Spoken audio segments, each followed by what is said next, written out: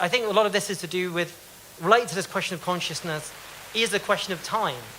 And what has been installed, and this country is, again, the world leader of it, I think, is this kind of panic, anxious time where we all feel that we have no time to do anything.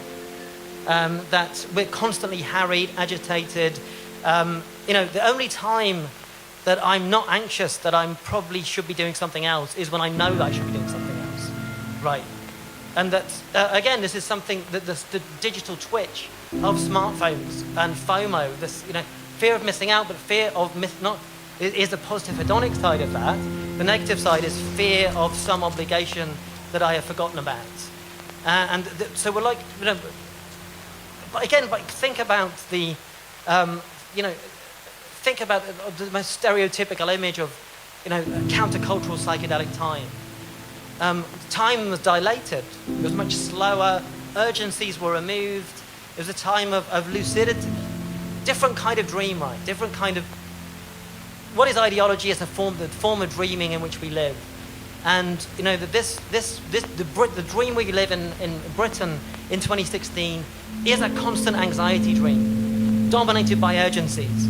What anxiety dreams are like? Some one thing that you have to do, and you can't think about anything else except that one thing. But of course, when you've done that, another one arrives, and you've forgotten what the previous one was. And your whole life is a series of embedded urgencies.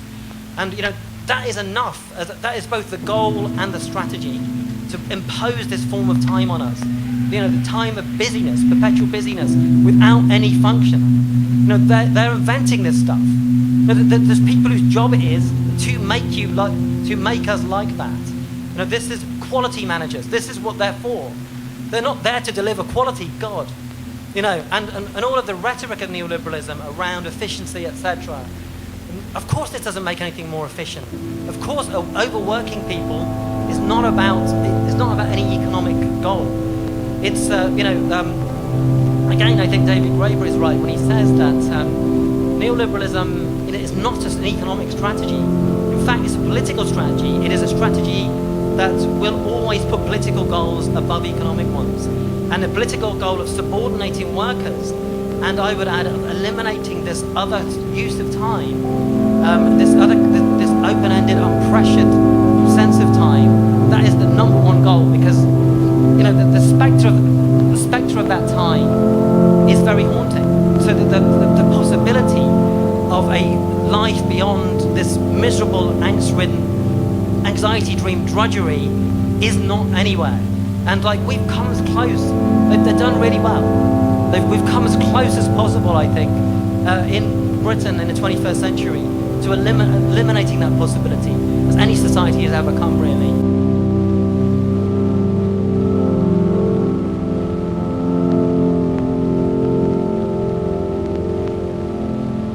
That's the bad news. Good news is I think this all is all breaking down, and we can see the symptoms of that breakdown all around us, really.